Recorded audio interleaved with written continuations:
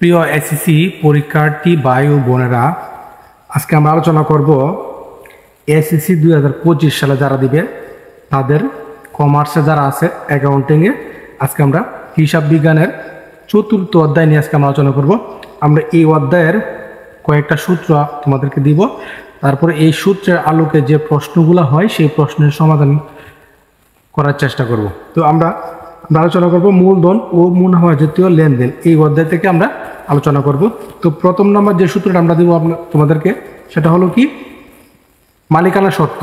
তো আমরা মালিকানা সত্ত্বের সূত্রটা আমরা কি জানি, আমরা এখন এটা তোমাদেরকে দিব, অবশ্যই তোমরা এটা শিখবে।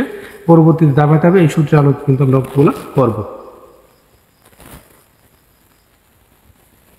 তো মালিকানা সত্ত্ব সূত্রটা সমান আমরা কি জানি, মূলধন যোগ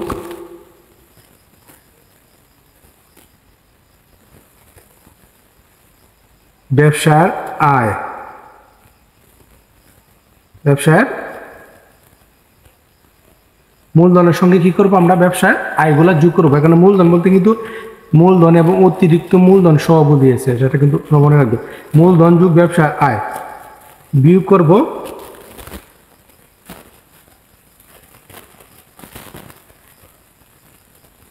ব্যবসায়ের ব্যয়। এর সাথে কি করবো, আমরা ব্যবসায়ের যে ব্যয়গুলো আছে সেগুলো আমরা বিয়োগ করে দেব।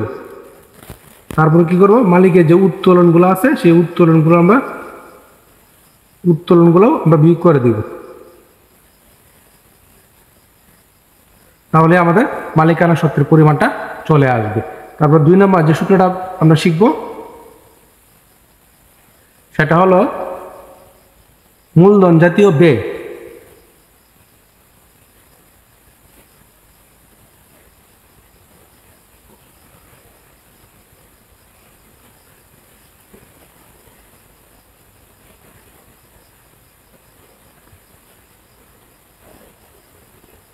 মূলধন জাতীয় ব্যয় সমান আমরা কি জানি,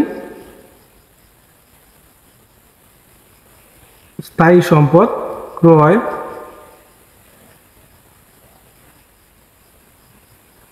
এখানে স্থায়ী সম্পদ বলতে আমরা আসবাবপত্র, দালান কোঠা, যন্ত্রপাতি, ভ্যান, মোটরসাইকেল, এগুলো যদি আমরা ক্রয় করি তাহলে এটা কি স্থায়ী সম্পদ ক্রয় বোঝায়। তারপর কি বলা আছে, টেলিফোন ও বৈদ্যুতিক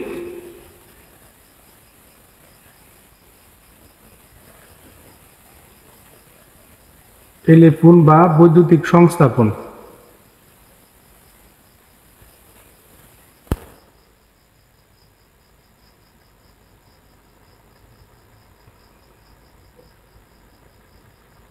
বাবদ যে ব্যয়গুলো হবে সেটাও কি মূল জাতীয় ব্যয়।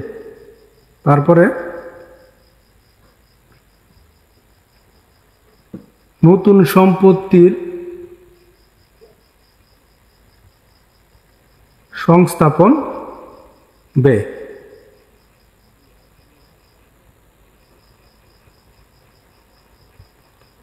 তারপরে যোগ করব কৃত যন্ত্রপাতি, অর্থাৎ আমরা যে যন্ত্রপাতি কিনি সেগুলো যদি ব্যবহার উপযোগী না হয়, সেগুলোকে ব্যবহার উপযোগী করতে যে ব্যয়টা হবে সেটা কি মূলধন জাতীয় ব্যয়। অর্থাৎ কৃত যন্ত্রপাতির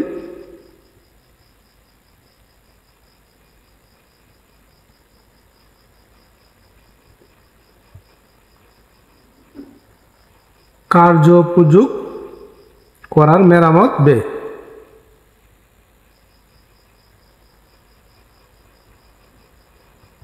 এটা হলো কি মূলধন জাতীয় ব্যয় সূত্রটা।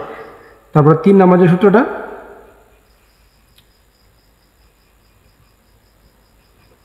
মূলধন জাতীয় প্রাপ্তি।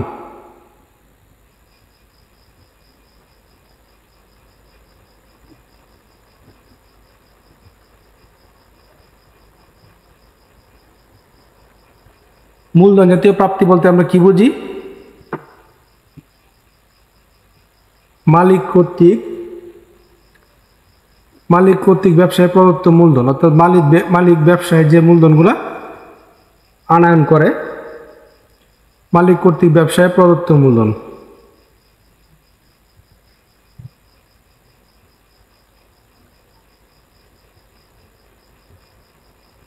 তারপরে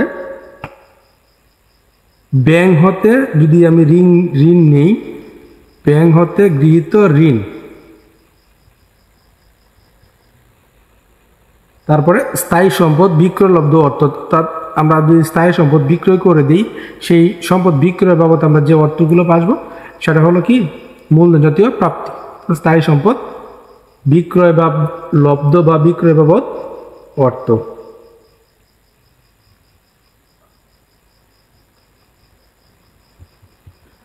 এরপরে 4 নম্বর যে সূত্রটা, মূলধন জাতীয় আয়।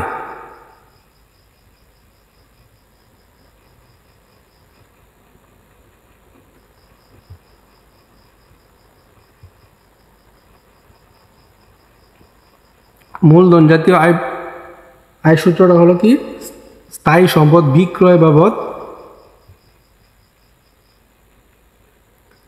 স্থায়ী সম্পত্তি বিক্রয় বাবদ আয়। অর্থাৎ মনে করেন আপনি একটা মোটরসাইকেল 2 লাখ টাকা ক্রয় করছেন 2 লাখ টাকা দিয়ে। এখন যদি আমি এটা 2,20,000 টাকা বিক্রি করি, তাহলে ওই 20,000 টাকায় কিন্তু আমার আয় হবে। কিন্তু যদি আমরা টোটাল 2,20,000 টাকা ধরি, সেটা কিন্তু আমরা আয় হবে না। টোটাল 2,20,000 টাকা হলো মূলধন জাতীয় প্রাপ্তি এবং শুধু 20,000 টাকা হলো মূলধন জাতীয় আয়। বিষয়টা অবশ্যই খেয়াল রাখবেন। তো আমরা এই 4টা সূত্রের উপর ভিত্তি করে আমরা পরবর্তী অঙ্কগুলা করব। তো আশা করি আপনারা এই সূত্রগুলো শিখে নেবেন। এই সূত্রগুলো শিখলে আপনারা খুব সহজে পরবর্তী অঙ্কগুলো করতে পারবেন, আমি সেটা গ্যারেন্টি দিয়েছি। তো ধন্যবাদ সবাইকে।